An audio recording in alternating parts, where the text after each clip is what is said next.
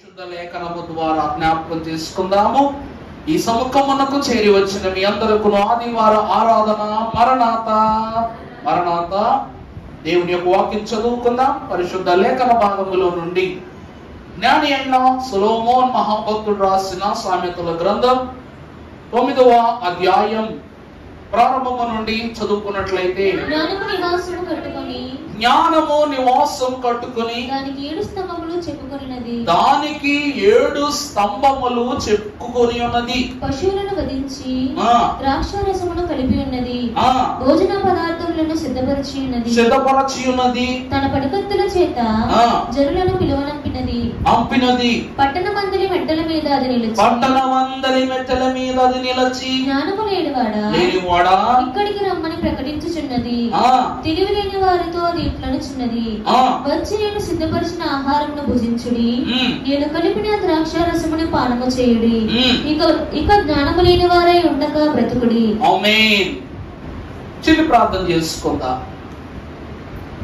సమీపింపరాని తేజస్సులో నిత్యము అమరత్వమున వసించుచు గాన ప్రతి గానములను పొందుకొని ఉన్న మా తండ్రి, నీకనేక వందనములు.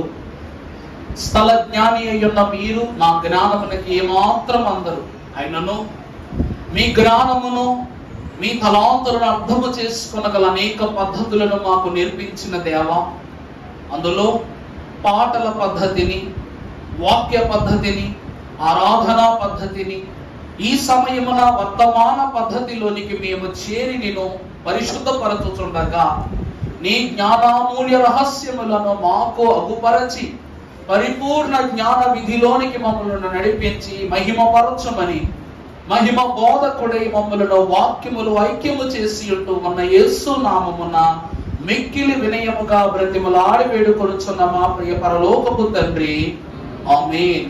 ప్రభువైన దేవదేవుని యొక్క కృప, ఆశీర్వాదము, సహాయము, సహకారము పూర్ణాత్మ రూపదారుడైన దేవదేవుడు మనకు దయచేయునో గాక. ఆమేన్. ప్రభువునందు దేవుని ప్రియబిడ్డలారా, దేవుని వాక్యము సెలవిస్తున్న గొప్ప మాట, జ్ఞానము నివాసమును కట్టుకుని అదేమి చేసుకుందంట? దానికి 7 స్తంభములను చెక్కుకున్నదంట. దేవుడు ఎంత ప్రత్యేకమైనటువంటి సంగతులను ఈ వాక్యము ద్వారా బయలుపరుస్తూ ఉన్నారంటే, జ్ఞానము నివాసము కట్టుకొనుట.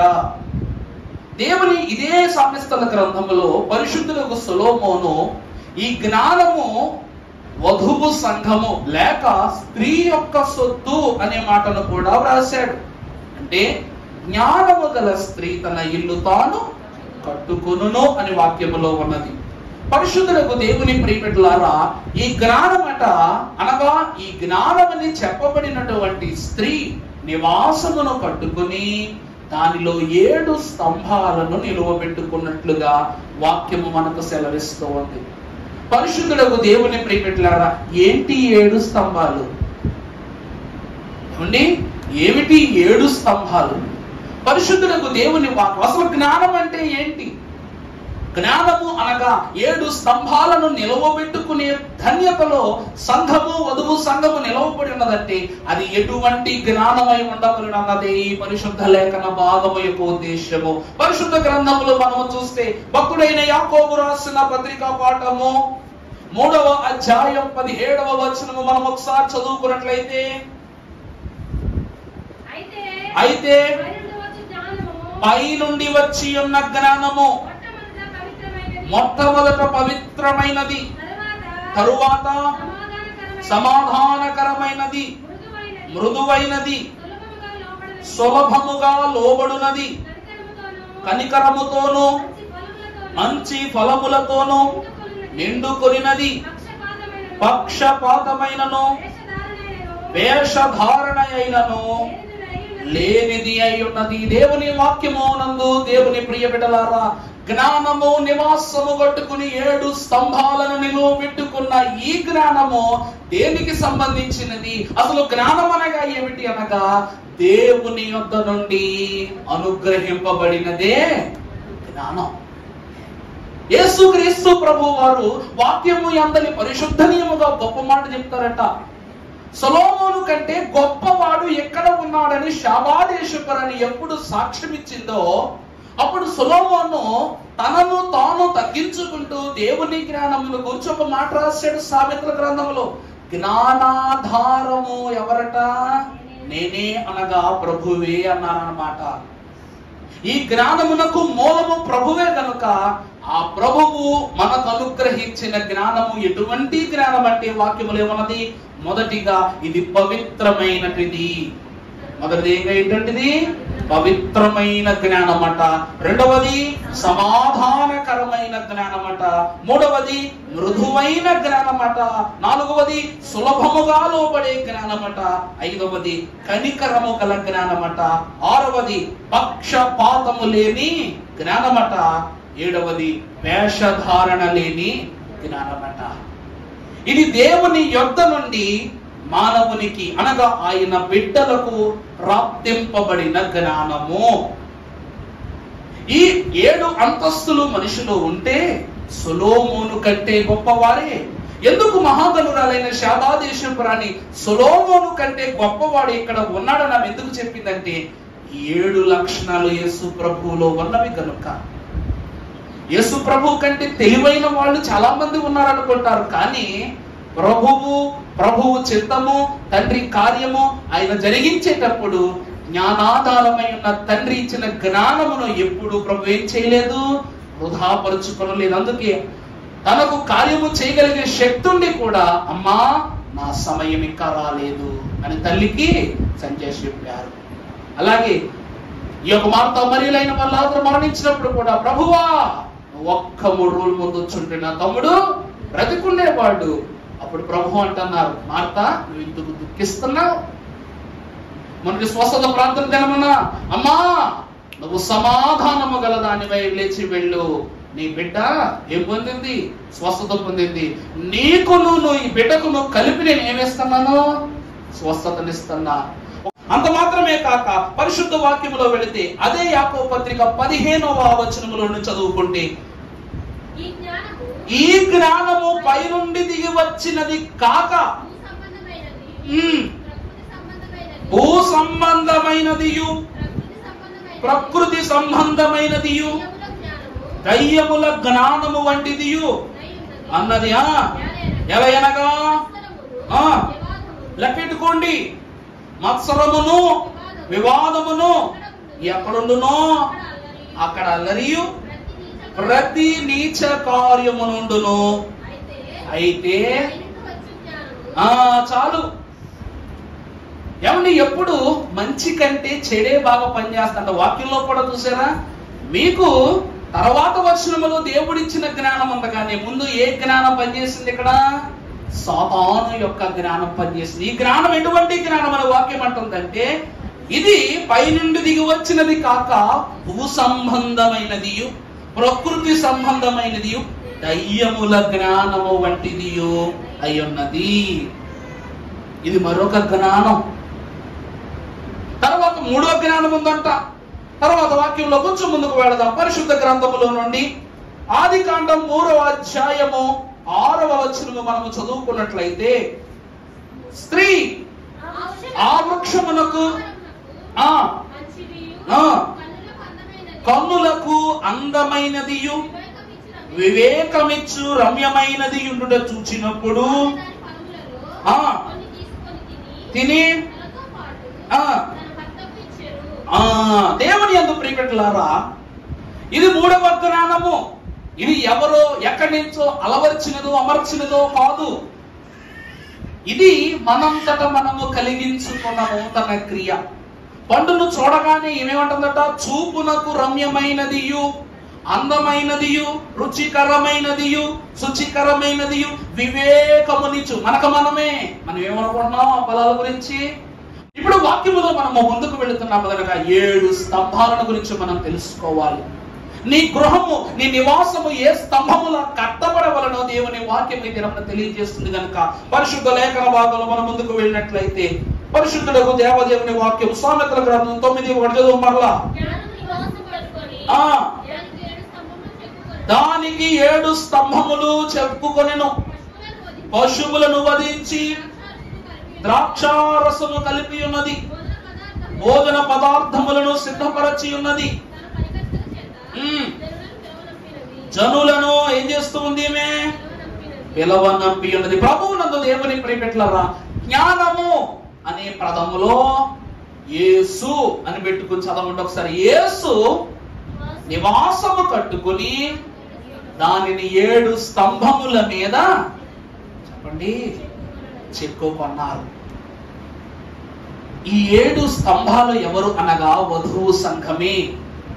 ఈ 7 స్తంభాలు 7 ప్రధానమైన నివాసాలను సూచిస్తున్నాయి. వాక్యంలో ఆది కాండం నుండి ప్రకటన గ్రంథం వరకు వాటి ఏమిటో చెప్తాను, ఒకసారి రాసుకున్నాము వాక్యం. మొదటిది తండ్రి నిర్మాణమైన ఏదేను వనము. ఏదేను వనం అనగా దేవుడి మొదటి నివాస స్థలము, మొదటి స్తంభము ఏదేను వనము.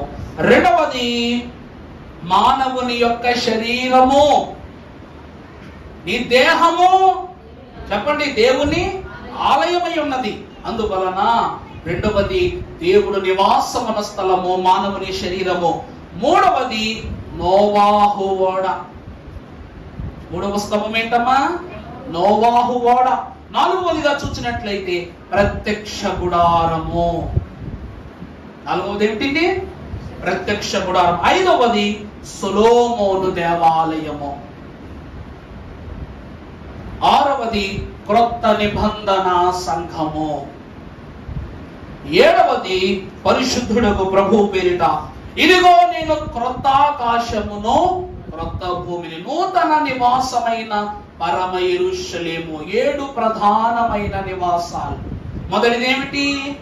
ఏదేను వనం. రాసుకుని ఎవరు రాసుకోండి, చాలా ప్రాముఖ్యమైన విషయాలు ఇవి. మీకు అక్కర్లేదు అని అనుకుంటే మాత్రం మీకు అక్కరే కలుగుద్ది. అక్కరంటే ఏంటి? లోటు కలుగుద్ది.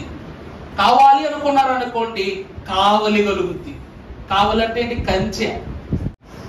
ఇవన్నీ ఇవ్వటానికి దేవుడట ఇందాక పాడిన పాటలో దివ్య పదవిని విడచి నీవు దీనుడవై పుట్టినావు, భవ్యమైన బోధలెన్నో మాకు ఈ ధరన నేర్పినావు అని రాశారు.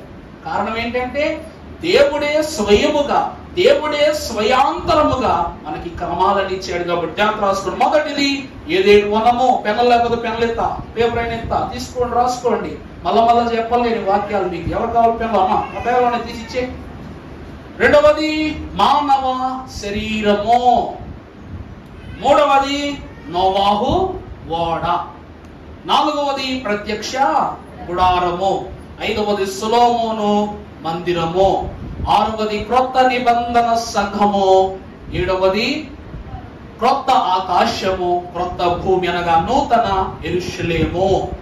ఈ క్రమములలో మొదటి నుండి మన వాక్యాన్ని అలవర్చుకుందాం. పరిశుద్ధ గ్రంథములో నుండి దేవుని యొక్క వాక్యములో ప్రాముఖ్యమైన కొన్ని సంగతులను జ్ఞాపకం చేసుకుందాం. ఇప్పుడు చదువు తల్లి వాక్యం. అది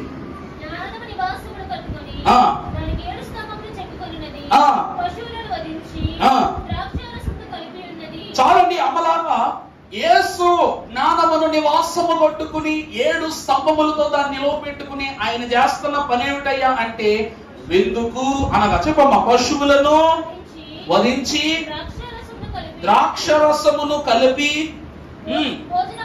భోజన పదార్థములను సిద్ధపరిచినది, తన పని కత్తెల చేత జనులను పిలవనంపి పట్టణమందలి ఇక్కడికి రమ్మని ప్రభువునందు దేవుని ప్రియపెట్టారా. యేసు క్రీస్తు ప్రభువుని అక్కడ ఉంచాము కనుక మత్తయి సువార్త 22వ అధ్యాయం 2వ వచనంలో పరలోక రాజ్యము తన కుమారునికి పెండ్లి విందు చేసిన యొక్క రాజును పోలి ఉన్నది. పరలోక రాజ్యం ఎలా ఉందంట? తన రాజుకు అనగా తన కుమారునికి పెండ్లి విందు చేసిన ఒక రాజును పోలి ఉన్నది. అలాగే లూకాసు వార్తలో కూడా 14:16 మాట ఉంది. ఆయన అతనితో ఇట్లా నేను ఒక మనుష్యుడు గొప్ప విందు చేయించి అనేకులను చదవమ్మా 14 గొప్ప విందు చేసి ఆ మనుషుడు ఏం చేశాడంట? విందుకు అందరినీ పిలిచాడంట. అతడు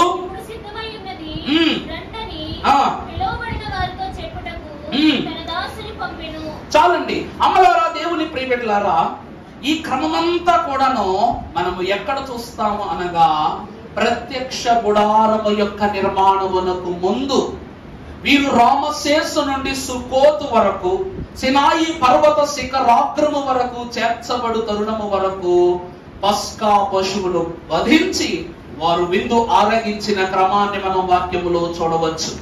పరిశుద్ధులకు యెషయా మహాభక్తులు కూడా ఒక మాటలో రాస్తున్నారు. 25వ అధ్యాయము 6వ వచనములు మనం చూస్తే, ఈ పర్వతము మీద సైన్యములకు అధిపతియగు యెహోవా సమస్త జనముల నిమిత్తము గమనించండి, క్రొవ్విన వాటితో విందు చేయును, మట్టి మీదనున్న ద్రాక్షరసముతో విందు చేయును.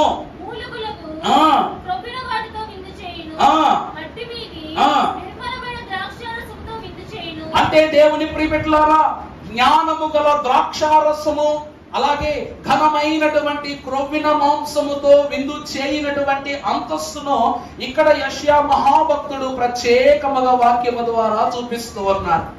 ఏదేను వనమట పుష్కలమైన ఆహార సముదాయము కలిగినటువంటి స్థలము. ఈ స్థలములో ప్రత్యేకముగా దేవుని యొక్క ప్రభావము కలిగిన సకల జీవరాశులు ఆ స్థలమును నిలిచి ఉన్నవట. అక్కడ ఉన్న ఆహారమును దేనితో పోలుస్తూ ఉన్నారంటే పుష్కలమైన వాటిని, క్రొవ్విన వాటిగా. ఎందుకంటే ఫరో మహారాజుకు ఒక కల వచ్చింది. ఫరో మహారాజుకి ఏమొచ్చిందండి? ఒక కల వచ్చిందంట. అందులో బక్క చిక్కిపోయినటువంటి దూడలు, ఆవు ఇవి ఉన్నాయంట, ఆవులు ఉన్నాయంట.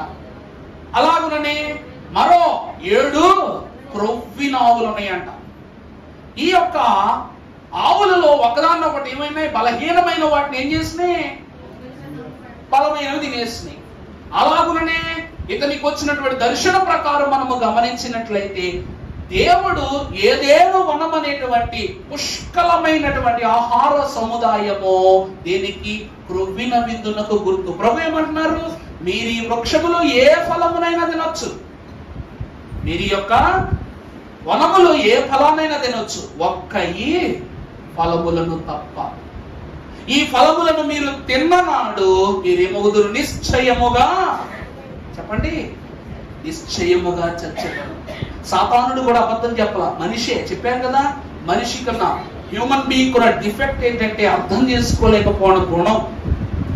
ప్రభు ఏమంటున్నారు? ప్రభు ఏమంటున్నారు చెప్పండి? ఈ ఫలములు తిన్ననాడు మీరు ఖచ్చితముగా చచ్చిపోయింది. మరి సాతాను ఏమంటున్నాడు? ఈ ఫలములను మీరు భుజించినట్లయితే మీరేమైపోతారు? మీరేమవుతారు? దేవతల వలె మారిపోతారు అంటున్నాడు. వాడేమో తప్పు అన్నాడా? వాడేమో తప్పు? ఒకసారి ఆలోచించండి. ఇక్కడ దేవుడు ఒక్కడైనా ఆదాముకు తెలియదా? దేవుడు ఒక్కడైన విషయం ఆదాముకు తెలియదా? దేవుడు తప్ప పాడుకుంటాంగా, ఒక్కండే దేవుండు ఒంటరిగానే ఉండే అనాదిని ఎక్కువ మంది అయినా ఎవరిని కొలవగలెనో తెలియదు ఆందోళన. ఆదాముకి ఇవన్నీ తెలుసు. అవ్వమ్మకు తన యొక్క ఎముక పంచుకున్నా మీకు అంత జ్ఞానం లేదంటే నిజం మనం అజ్ఞానులం అవ్వాలి. ఇవన్నీ తెలుసు. దేవుడు ఒక్కడే, దేవతల ప్రభావము ఎక్కడ ఎన్నటి చోట ఉండదు అని తెలిసిన అవ్వమ్మ వాడి మాటకు బురుడి కొట్టబడిందంటే ఆమె జ్ఞానవంతురాలా కాదా? అందుకే ఏదేను నివాసమునో ఆదాము అవ్వల యొద్ద నుండి తీసుకుని వెళ్ళిపోయాడు దేవుడు. ఆ యొక్క క్రొవ్విన లేక పుష్కలమైనటువంటి ఆహార పదార్థములతో నిండి ఉన్న జీవ జలముల, జీవ పదార్థముల ఓటను వారి నుండి తొలగింపజేశాడు. ఎప్పుడైతే ఎండిన చెడిన ఆహారాన్ని వారు భుజించారో వారు కూడా ఎలా అయిపోయారంట? ఆహారములు సమృద్ధిగా లేని పక్క చిక్కిన వారిని వల్ల మారిపోయారు. అంటే మానవ అల్పదేహాలలోనికి మారిపోయారు. యేసు అనే నివాసాన్ని విడిచిపెడితే మనకు కలిగేటువంటి త్రాసు ఏమిటంటే శోధనే అని చెప్పటమే ఏదేను యొక్క ఉదాహరణ. రెండవదిగా వాక్యములో కొంచెం ముందుకు వెళదాం. పరిశుద్ధ గ్రంథములో నుండి పరిశుద్ధులకు దేవదేవుడు వాక్యము ద్వారా సెలవిస్తున్నమాట.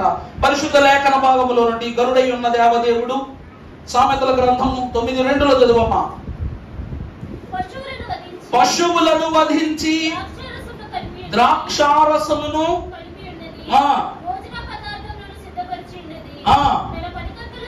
తన పనికత్తెల చేత జనులను, తరువాత జ్ఞానము లేనివాడా ఇక్కడికి రమ్మని, తరువాత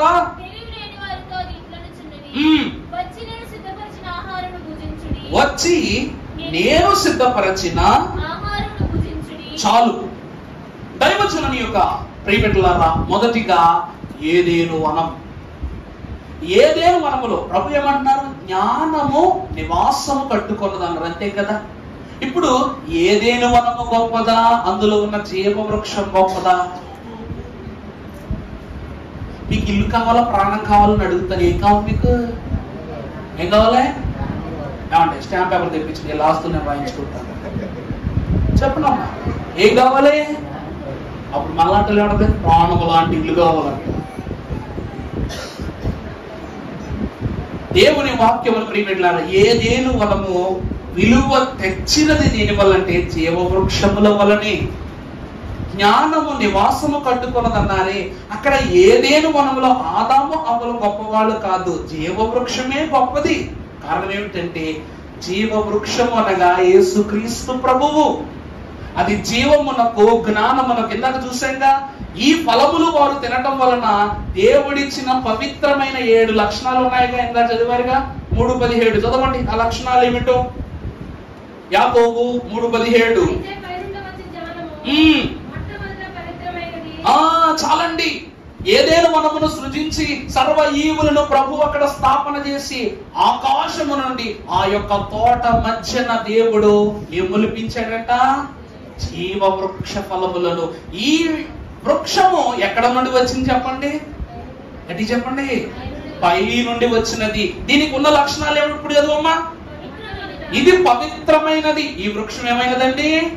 పవిత్రమైనది. రెండవది సమాధానకరమైనది. అంటే ఈ వృక్షము ఈ యొక్క వనమునకు కొంచెం అటు లేదు, కొంచెం ఇటు లేదు, మధ్యన దేవుడు ఏం చేశాడంట? మొలిపించాడంట. మూడవది మృదువైనది. అంటే ఈ వృక్ష ఫలములన్నీ చెట్టు ఫలముల వంటివి కావు. నాలుగవది సులభముగా లోబడి. ప్రభు ఏమన్నారు?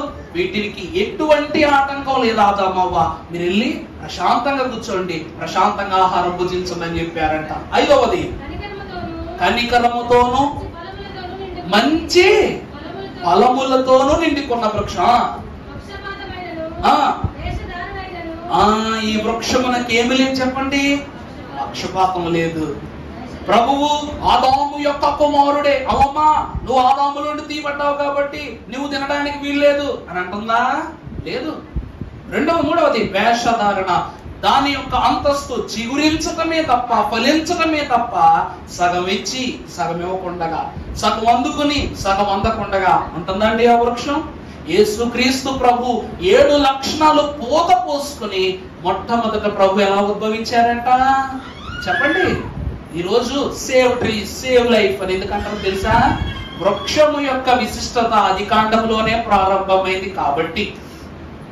వృక్షముల యొక్క విశిష్టత ఆదికాండములోనే ఆరంభమైంది కనుక వృక్షములు అనగా జీవ వృక్షములో 7 లక్షణాలు ఉన్నాయి. ఇది దేవుని జ్ఞానం అనగా మొదటిగా, అమ్మ పిల్లలు కాస్తప్పుడు చేయబాకండి, ఆదాము అవ్వలకు మొదటి నివాసములో దేవుడిచ్చిన భాగ్యము జీవ వృక్షం. అందుకే మొదటి స్తంభం ఏమిటట? ఏదేను వనము. మొదటిదైపోయిందా? రెండవది ముందుకెళ్దాం. పరిశుద్ధ గ్రంథములో నుండి తర్వాత చదువమ్మా యాకోబు పత్రికలో.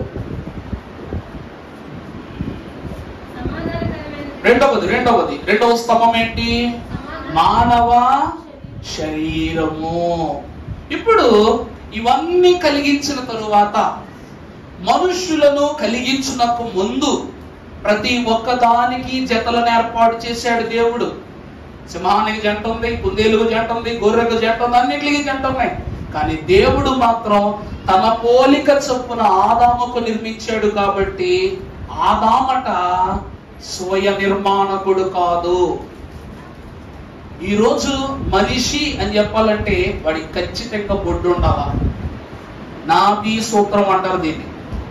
ఏమంటారంటే నాభి సూత్రం అంటారు. బొడ్డు లేకపోతే ఆయువు ఆగిపోద్ది. ఎందుకు వెళ్తారు తెలుసా? ఊరికి ఎయిరు. ఇది జ్ఞాన సూత్రం లేక ఆదరణ, ఆహారం లేక బయట నుండి వచ్చే ఎన్నో దుష్కల్మషాలకు ఇక్కడ నడికొట్టేసేస్తారనమాట. అందుకే దీన్ని స్టెమ్ సెల్స్ అంటారు. ఏమంటారండి బొడ్డునే స్టెమ్ సెల్స్ అంటారు. ఈ మధ్య పిల్లలు ఎవరైనా లేని వాళ్ళు ఉంటే వాళ్ళని స్టెమ్ సెల్స్ ప్రిజర్వ్ చేసి దాని ద్వారా పిల్లలకనే ఇది ఉంటుంది అన్నమాట. కొంతమంది ప్రాణాలను కూడా నిలబెట్టడానికి స్టెమ్ సెల్స్ పరిశోధనలు జరుగుతున్నాయి. ఇప్పుడు వాక్యం ఏమిటంటే మనమందరికీ బొడ్డు ఉంది, కానీ ఆదాముకి ఏం లేదు. చెప్పండి, ఆదాముకి ఏం లేదమ్మా, బొడ్డు లేదు. నాభి సూత్రము లేని వాడెవరు? ఆదాముడు. ఎందుకంటే తన పోలిక చొప్పున దేవుడు చేశాడు గనుక, మన్నుతో నిర్మింపబడ్డాడు గనుక అతనిపై మానవుని యొక్క ప్రమేయము ప్రభావము లేదు. అందుకే ఆదామునకేం లేదు, బొడ్డు లేదు. చెప్పాను కదా, దీని నుండి ఈ స్టెమ్ సెల్స్ నుండి ఇంకొక ప్రాణం నిలబెట్టొచ్చు అన్నానుగా. ఇది లేదు కాబట్టి ప్రక్కలోంచి దేవుడు ఏం తీసాడంట, ఎముకను తీసాడన్న. తీసి ఎవరు చేశాడు? అవ్వమ్మ చేసి ఆమెకు వేసాడు, ఆమెకు వేసాడనమాట మొదటి ముడి.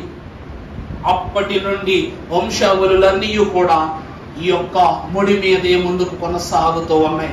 మానవ శరీరము ఎందుకు ఇంత ప్రత్యేకముగా దేవునికి విశిష్టమై ఉన్నదంటే, దేవుని ప్రియబిడ్డలారా, ఆదాము అవ్వల కొరకే ఈ ఏదెను అంతటిని నిర్మించాడు దేవుడు. ఈ మనుషులమైన మన కొరకే దేవుడు పరమును విడిచిపెట్టాడు, వరములను విడిచిపెట్టాడు, అన్నిటినీ విడిచిపెట్టాడు.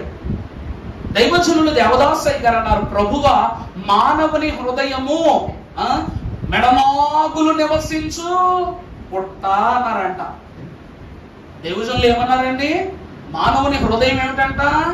మెడనాగులు నివసించు పుట్ట. ఆ పుట్టలో ఎలా ఉన్నావు ప్రభువా అని అన్నారట. ఆ పుట్టలో నువ్వు నివసించుటకు ఎలా ఆశపడ్డావు నాయన అంటే, అప్పుడు ప్రభు అన్నారంట, సర్పమును హతమార్చుటకు, శోధనను పరిమార్చుటకు, మానవ హృదయమును పరిశోధించి పరిశుభ్రపరచుటకు నేను ఎక్కడికి చేరాను? హృదయ నివాసములోనికి చేరాడు. ఇంట్లో దుమ్ముంటే తుడి చేయాలి, అలాగే హృదయం అనే కోవెలలో దుమ్ము పడితే తొడవడానికి ఎవరు వచ్చారంట? ప్రభు వచ్చారంట. ఈ హృదయముతో, అందుకే ప్రభు నన్ను ఆరాధించు వారు ఆత్మతో సత్యముతో ఆరాధించాలి. హృదయ పూర్వకమైన క్రమములు ఇవన్నీ ఆత్మతో సత్యముతో చేసే క్రమాలు హృదయపూర్వకమైనవి గనుక రెండవ స్తంభము అనగా మానవ దేహం అనే స్తంభములో ఎవరున్నారు చెప్పండి?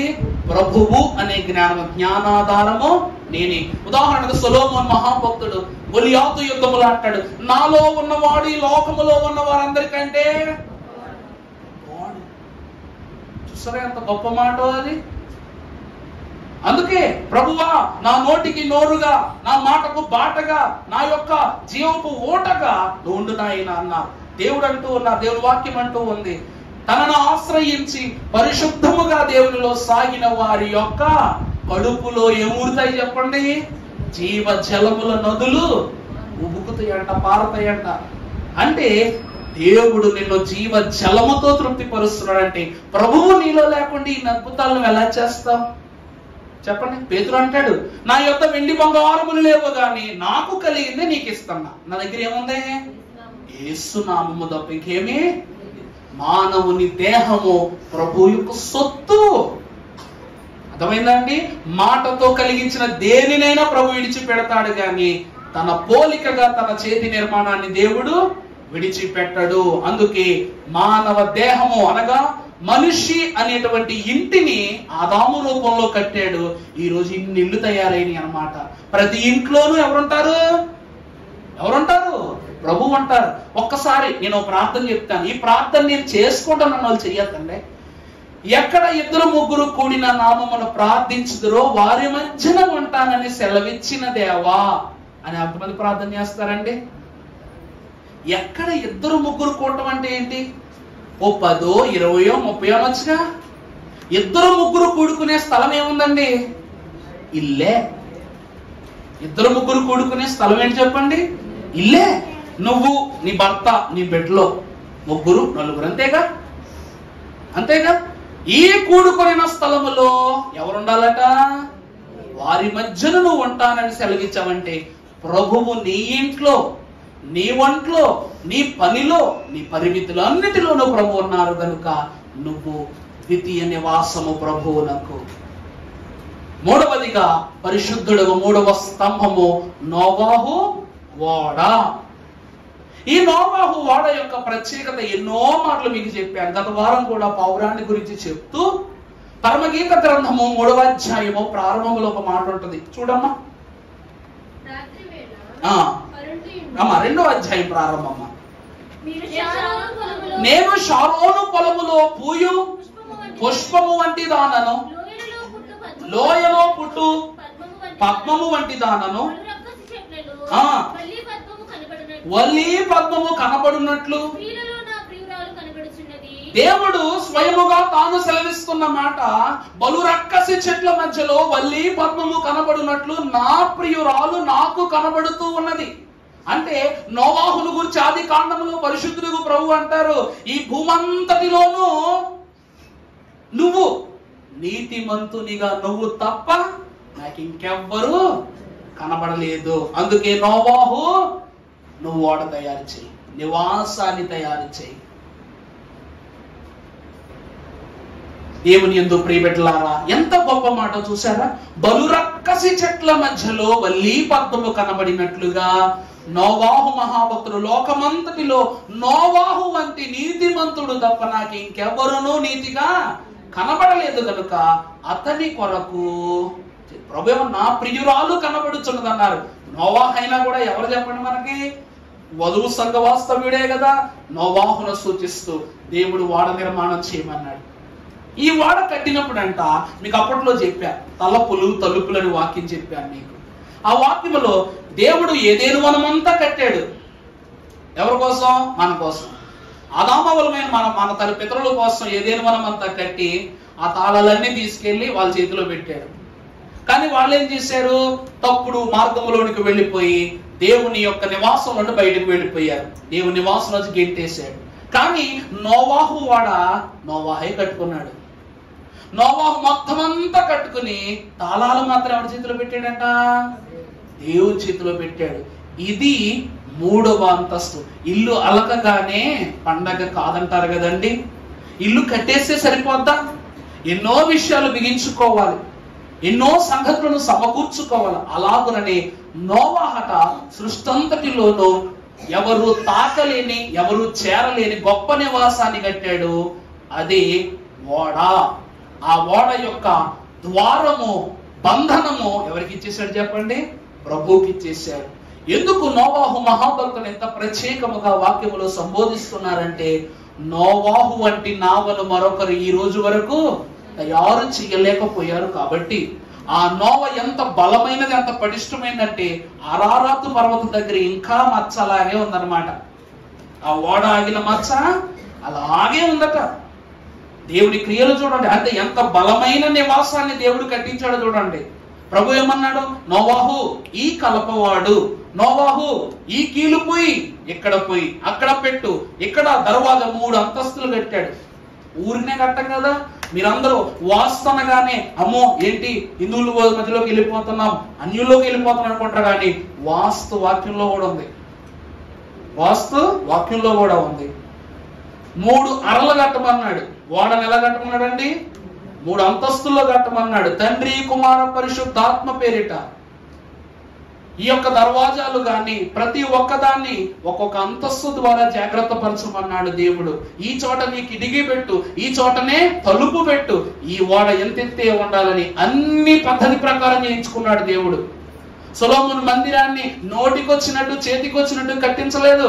కలప దావీదు ద్వారా, స్వచ్ఛమైన బంగారం దావీదు ద్వారా తెప్పించి ప్రతి పురాణాన్ని కూడాను దైవ వాక్యము ద్వారా సొలొమోనుకు బోధించి నిర్మాణం చేయించాడు. అందుకే ఈ రోజు వరకు సొలొమోను మందిరము, వాక్యం ఏమంటుంది? సొలొమోను మందిరము వంటి మరొక మందిరము నువ్వు కట్టగలవా?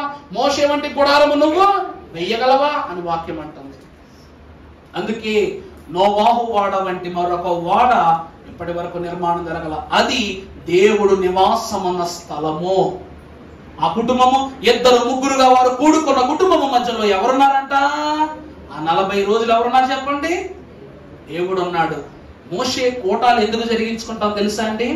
సముద్రము వంటి శ్రమలు చుట్టుపక్కల ఉన్నప్పటికీ ఓడలో సుఖాంతమైన నిద్రను పొందుకుంటుందంట ఈ కుటుంబం. అందుకే ఈ ఉపవాసానికి సుఖోపవాసం అని పేరు పెట్టారు. అర్థమైందా అండి? ప్రపంచమే నీపై తరలి వచ్చిన దేవుడు నీ మీదకు గాని నీ ఆలోచనకు కూడా వేదన రానివ్వడు. అందుకే నీ ఉపవాసం ఏ ఉపవాసం అట? సుఖోపవాసం. అందుకే 40 దినాలు దేవుడు వాళ్ళతో ఉన్నాడు. అందుకే ఈ ఓడ 3వ స్తంభమునకు గుర్తు. 4వదిగా త్వరగా ముందుకు వెళదాం. పరిశుద్ధ గ్రంథములో నుండి 4వది ప్రత్యక్ష గుడారము. దేవుని యందు ప్రియబిడ్డలారా, నేను మీతో జ్ఞాపకముగా ఉండుటకు మీరు నా కొరకు ఒక ప్రత్యక్ష గుడారమును నిర్మాణము చేయమని ప్రభువు అన్నారు. ఈ ప్రత్యక్ష గుడారము నిర్మాణము చేసిన తరువాత గోత్రములకు ఒక వంతుగా ప్రతి ఒక్కరూ అర్పణలు ఇచ్చేవారట. అందులో మొదటి కుటుంబము, మొదటి గోత్రము యూదా గోత్రమే. లేవీయులు యూదా గోత్రము వారు ఎప్పుడు దేవుని పక్కనే ఉండాలనుకునేవారట. దేవుని ప్రియబిడ్డలారా, ఒక వాక్యం ఉంటుంది ప్రకటన గ్రంథంలో, ఇదిగో దేవుని నివాసము మనుష్యులతో కూడా. చెప్పండి, ఇదిగో దేవుని నివాసం ఎవరితో ఉంది? మనుష్యులతో కూడా ఉన్నదట. ఇక్కడ ప్రత్యక్ష గుడారము ఎప్పుడు అయితే నిర్మాణము జరిగిందో ఆ గుడారము యొక్క ఎదురుగానే యోధా గోత్రం ఏం చేసింది చెప్పండి? వారి గుడారాలు వేసుకున్నారు. ఎందుకంటే మొదటి స్తుతి మేమే చేయాలి, మొదటి అర్పణ మేమే ఇవ్వాలి, మొదటి ఆరాధన మేమే పొందుకోవాలి. యోధా గోత్రము ప్రసిద్ధి చెందుట గల కారణము అన్నిటిలోనూ ప్రాముఖ్యంగా దేవునిలో మేము ఏమై ఉండాలి? మొదటిగా ఉండాలి. ప్రత్యక్ష గుడారము అనగా ప్రత్యక్షపరచబడిన ఆశ్రయము. దైవజనుడు దేవదాసయ్య గారు అన్నారు, భక్తుడైన అబ్రహాముది కూడా ప్రత్యక్ష గుడారమే అన్నారు. ఏమన్నా అర్థమవుతుందన్నమాట? భక్తుడైన అబ్రహాము గారిది కూడా ఏ గుడారము? ప్రత్యక్ష గుడారము. ఆ గుడారములో దేవుడు అబ్రహాము భక్తుడు ప్రభువుకు పెట్టిన ప్రతి అన్నపానములను ప్రభు ఏం చేశారంట? స్వీకరించారంట. అబ్రహాము కొన్న ప్రతి శోధనను ఆ స్థలములోనే తొలగించారంట. ప్రత్యక్ష గుడారం చేసే గొప్ప పని ఏమిటి చెప్పండి? మన కీడులను, మన శోధనలు తొలగించేది, మనకు రక్షణాధారముగా మార్చబడేది. ఇది ప్రత్యక్ష గుడారము యొక్క అంతస్తు. ఇక 5వ స్తంభము ఏమిటట? మా సొలొమోను దేవాలయం. ఇక మనం ఆలోచించనక్కర్లా సొలొమోను దేవాలయం గురించి. ఎందుకంటే ఆ కీర్తిని శాబాదేశు ప్రాణి కథలోనే చెప్పాను మీకు. దేవుణ్ణి తెలుసుకుంటానికి వచ్చింది, నిజ దేవుడు ఇతడేనని నిర్ధారణ చేసుకుని వెళ్ళింది ఆమె. అంత గొప్ప జ్ఞానవంతుడు. అందుకే సొలొమోను కంటే గొప్పవాడు ఎక్కడ ఉన్నాడని కొత్త నిబంధనలో చూస్తామన్నమాట. 6వది క్రొత్త నిబంధన సంఘము. వాక్యములోనికి వెళదాం. పరిశుద్ధ లేఖన భాగముల నుండి లూకాసు వార్త 1వ అధ్యాయము 31వ వచనములో ఒక్కసారి మనము చూస్తే, ఇదిగో నీవు గర్భము ధరించి గొప్పవాడై సర్వోన్నతుని కుమారుడు. మత్తయి సువార్త 1వ అధ్యాయం 20వ వచనం కూడా చదువమ్మా.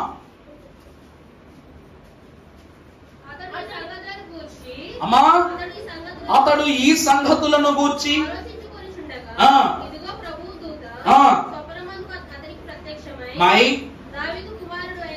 యోసేపు. చాలు. ప్రభువునందు దేవుని ప్రియబిడ్డలారా, సంఘమా గ్రహించండి. క్రొత్త నిబంధన సంఘం అనే స్తంభం అనగా అసలు క్రొత్త నిబంధన ఆరంభమునకు పునాది ఎవరంటే కన్యక అయిన మరియా. ఎవరండి? ఆ రోజు మీకు వాక్యంలో చెప్పాను, యెహోవా దయ వలన నేను కుమారుని సంపాదించుకున్నానని ఎవరు అంటున్నారు? ఆ అవ్వమ్మగారు అంటున్నారు. యెహోవా దయ వలన ఏం సంపాదించుకుందంట అంటే అన్ని ఆమె అనేసుకుంటుంది. కానీ అదే మాట మనం కొత్త నిబంధనకు వస్తే, దయాప్రాప్తురాలా నీకు, దయ వలన కుమారుడు, దయాప్రాప్తురాలివి కాబట్టి నీ కుమారుడు. ఆ మాట అర్థమైందండి? దయను బట్టి దేవుని వాక్యం ఏమంటుంది? దయాప్రాప్తురాలా నీకు శుభము, యెహోవా యొక్క ఆశీర్వాదము నీ మీద ఉన్నది, నీవు ఒక కుమారునికి జన్మనిస్తావు, అతడు సర్వోన్నతుని కుమారుడు అనబడును. కన్యక అనగా దయను పొందుకున్నది. క్రొత్త నిబంధన సంఘము అనగా ఈ లోకమునకు, గృహమునకు భార్య మూల స్తంభం. గృహానికి భార్య ఎవరండి? 4 స్తంభాలు, 4 ఇటుకలు, కోత సిమెంటు, ఇసుక పెడితే ఇల్లు కాదు. గృహమునకు యజమానురాలు ఇల్లు ఎందుకంట, భార్యను ఎందుకంటారంటే ఆమె మూల స్తంభం గనక, భార్యే మూల స్తంభం గనక. అలాగే క్రొత్త నిబంధన సంఘమై ఉన్న దేవుని నివాసానికి మూల స్తంభం ఎవరు చెప్పండి? తల్లి అయినా కన్యక అయినా మరియమ్మ గారు. వాక్యం ఎంత ప్రత్యేకమో అమంటుంది. ఏమనంటుందట చూడండి, చదువమ్మా, వాక్యం చదువమ్మా.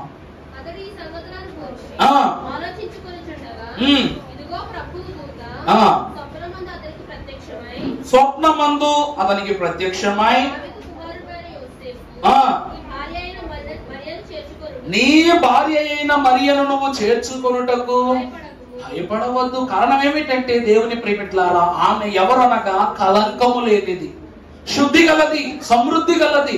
గతములో మీకు బుర్రకథలు చెప్తూ ఉన్నప్పుడు కూడా ఒక మాట అన్నా, స్వయముగా దేవుడే మరియమ్మ గారి యొక్క శ్రేష్టత్వాన్ని అమ్మమ్మతో చెప్పారట. ప్రభు ఏం చెప్పారంటండి, నజరేతుపురమున మరియ నామమున ఒక నారీమణి గలదు అని అంటున్నారు. శుద్ధి యందు భక్తి శ్రద్ధల యందు ఆమె నిత్యము వెలుగుచూ ఉండు అన్నారట. లోక భోగములను, లోక స్థితులను గ్రహించక పెరుగును కన్య మరియ. వినరా భారత దేశ పౌరుడా, క్రైస్తవ సోదర, విశ్వ జాతి చరిత. అవ్వమ్మను చూసి మరియమ్మ గారు కాదట, పితరులు బిడ్డలను చూసి నేర్చుకోవాలి. ఈరోజు చూసారు, అందుకే మన పిల్లలు ఎలా తయారవుతున్నారు, మనకే చెప్పేంత జ్ఞానవంతులు అయిపోతున్నారు. కన్యత్వమును కలంకము లేని జీవితమును గడిపిన మరియమ్మ గారట ఆది దంపతులకు ఏం చూపిస్తుందంట? నూతన పాఠాన్ని నేర్పిస్తున్న క్రొత్త నిబంధన సంఘము యొక్క మూలమది. అలాంటి తల్లి తన గర్భమనే నివాసంలో ఎవరు దాచిపెట్టింది చెప్పండి? నిన్న నన్న క్రొత్త నిబంధన సంఘమునకు మూలమైన కన్యక గర్భం ఎవరు దాచిందంట? కుమారుని. దేవుని యొక్క ప్రియ సుతుడిని భద్రపరుచుకుంది. అందుకే ఆమె దేవుడు కట్టిన నివాసానికి మూల స్తంభం. ఇక ఆఖరిది క్రొత్త ఆకాశము. పరిశుద్ధ గ్రంథములో నుండి 22వ అధ్యాయం ప్రకటన గ్రంథము ప్రారంభం చదువమ్మా. మరియు స్ఫటికము వలె దేవుని యొక్కయు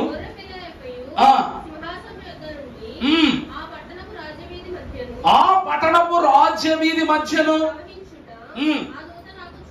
చాలండి, ఈ యొక్క అంతస్తులన్నిటినీ కూడా ఈ దూత చూపిస్తూ ఉన్నదంట. ఎందుకు ఇవన్నీ చూపిస్తుంది? ఇవన్నీ ఎక్కడ చేరి ఉన్నవి అంటే ముందు అధ్యాయం 23వ అధ్యాయంలోకి వస్తే అంతటా మీకు మీరే చూడండి, మీ నివాసాన్ని, పరలోకములో మీ నివాసం ఎలా ఉండబోతుందంటే అంతటా నేను క్రొత్త ఆకాశము, క్రొత్త భూమిని. ఏమంటే ఒక వాక్యం చెప్తాను, ఒక మాట అడుగుతాను.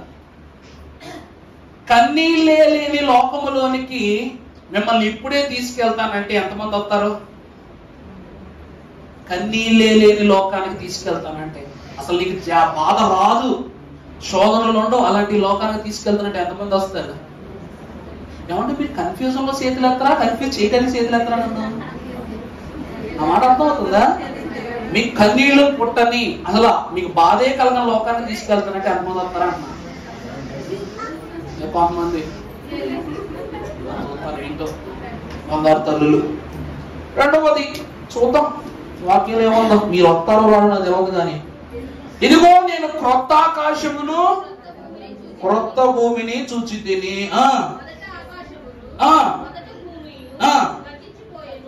చా ఇప్పుడు వాక్యంలో కరెక్ట్ వచ్చేద్దాం, ముగించేసుకుందాం. అయ్యా, నేను నా బిడ్డను కోల్పోయాను, నా తండ్రిని కోల్పోయాను, లేక నా వంశంలో నాకు ఇష్టమైన వాళ్ళు కోల్పోయిన అన్న వాళ్ళు చాలా మంది ఉంటారు.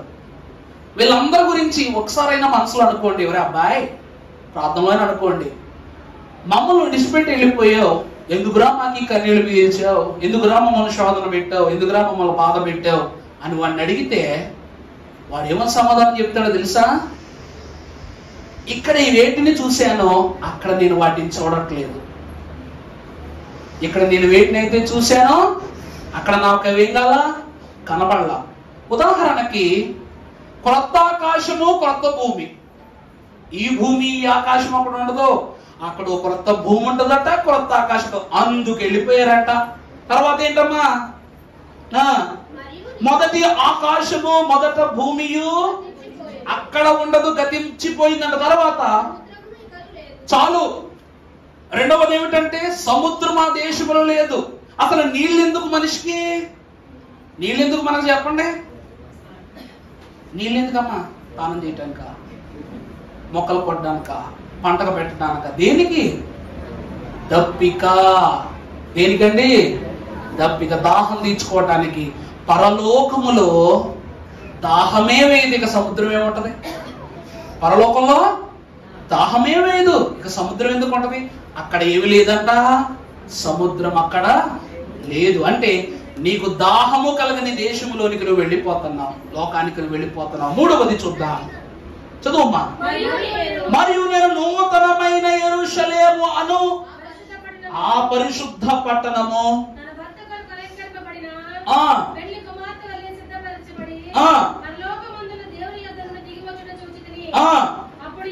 ఇప్పుడు చూద్దాం. ఇప్పుడు ఏమని రాయబడింది? అప్పుడు ఇదిగో దేవుని నివాసము మనుష్యులతో కూడా ఉన్నది,